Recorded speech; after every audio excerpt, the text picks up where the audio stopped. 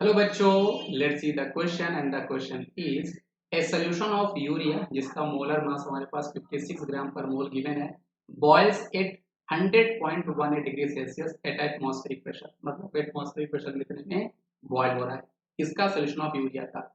If K F and K B for water is given your, मतलब water के लिए हमारे पास बेटा यहाँ पर मोलर एलिवेशन कांस्टेंट जो है बेटा और मोलर फ्रीजिंग कांस्टेंट जो है बेटा, ये दोनों आपके लिए यहाँ पर गिवन है। 1.86 और 0.512 आपके पास गिवन है रिस्पेक्टिवली। हमें यहाँ पर बताना है कि जो हमारे पास एबव सोल्यूशन है, मतलब यूरिया और वाटर का जो हमारे पास सोल्यूशन है वो आपका कब फ्रीज होगा, ये हमें बताना है।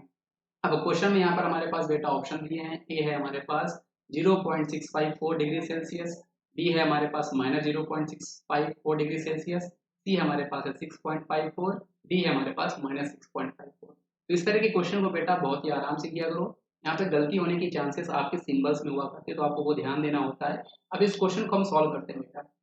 तो सबसे पहले आपको पता होना चाहिए बेटा कि डेल्टा टी एफ जो है वो हमारे पास होने वाला है के एफ इंटू मोलैलिटी, वो आपके पास होने वाला है। अब यहाँ पर हमने आई को 1 क्यों ले रखा है बेटा, क्योंकि यहाँ पर हमारे पास सोल्यूशन जो है वो यूरिया है। यूरिया आपका नॉन जो है इलेक्ट्रोलाइट हुआ करता है, ये आपका एक तरह से ऑर्गेनिक है। तो ऑर्गेनिक जो होते हैं वो आपके नॉन इलेक्ट्रोलाइट होते हैं, इनका वांट ऑफ फैक्टर हम 1 लिया करते हैं। तो ये आपकी इक्वेशन नंबर 1 बन गई। इक्वेशन नंबर 2 की मैं बात करूं बेटा, तो जहाँ पे जो आपका डेल्टा टी बी होगा वो आपका बनने वाला है बेटा के बी इंटू एम मोलैलिटी आपको बनने वाला है।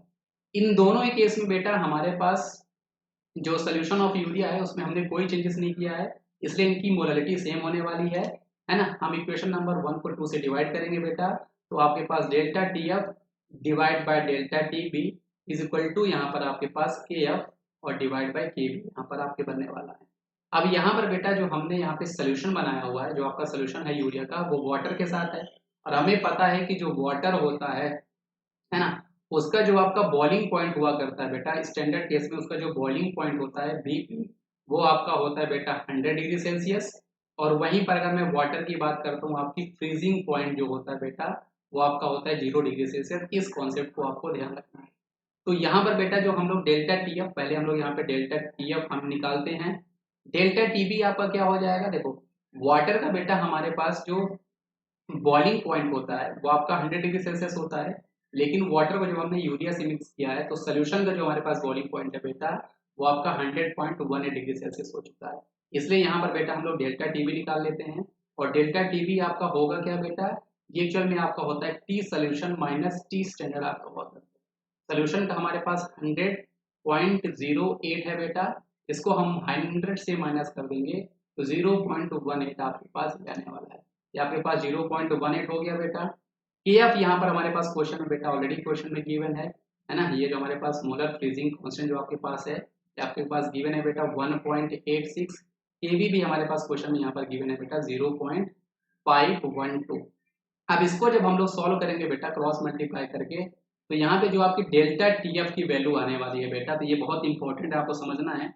डेल्टा टी एफ की वैल्यू यहाँ पर आपकी आएगी 0.654 डिग्री सेल्सियस आपकी आ जाएगी। लेकिन बेटा हमें क्वेश्चन उसने हमसे ये पूछा था कि the above solution will freeze, मतलब सोल्यूशन आपका किस में फ्रीज होने वाला है। इसलिए ये आपके लिए बहुत इंपॉर्टेंट कॉन्सेप्ट बेटा, वो हमें सोल्यूशन का फ्रीजिंग पॉइंट पूछ रहा है। मतलब यूरिया और वाटर का जो मिक्सचर हो हमें सोल्यूशन मिलेगा वो आपका कब फ्रीज होगा। तो उसके लिए हम लोग यहाँ पर क्या यूज करेंगे बेटा, उसके लिए बेटा देखो डेल्टा टी एफ हम क्या यूज करेंगे। आपको बेटा यहाँ पे करना क्या होता है, जब आप डेल्टा टीबी और डेल्टा टी एफ निकालते हो आपको हायर माइनस लोअर करना होता है। तो यहाँ पे आपका जो टेम्परेचर है फ्रीजिंग पॉइंट वो आपका डिक्रीज हो रहा है, इसलिए यहाँ पर हम लोग T standard minus T solution किया करते हैं, जो कि आपकी 0.654 आपके पास ये आएगा। अब टी स्टैंडर्ड मतलब वाटर का बॉइलिंग पॉइंट, तो सॉरी फ्रीजिंग पॉइंट हमें ऑलरेडी पता है 0 डिग्री सेल्सियस, तो ये 0 हो जाएगा। तो 0 माइनस 0.654 जो हम करेंगे वो आपका सोल्यूशन का आने वाला है। तो सोल्यूशन का आपका फ्रीजिंग पॉइंट बेटा यहाँ पर क्या आने वाला है, -0.654 डिग्री सेल्सियस। मतलब आपके पास ऑप्शन नंबर बी इसका सही जवाब आने वाला है। तो इस क्वेश्चन का सही जवाब हमारे पास ऑप्शन नंबर बी होगा। तो आई होप आपको ये कॉन्सेप्ट समझ में आया होगा बच्चों। Thank you.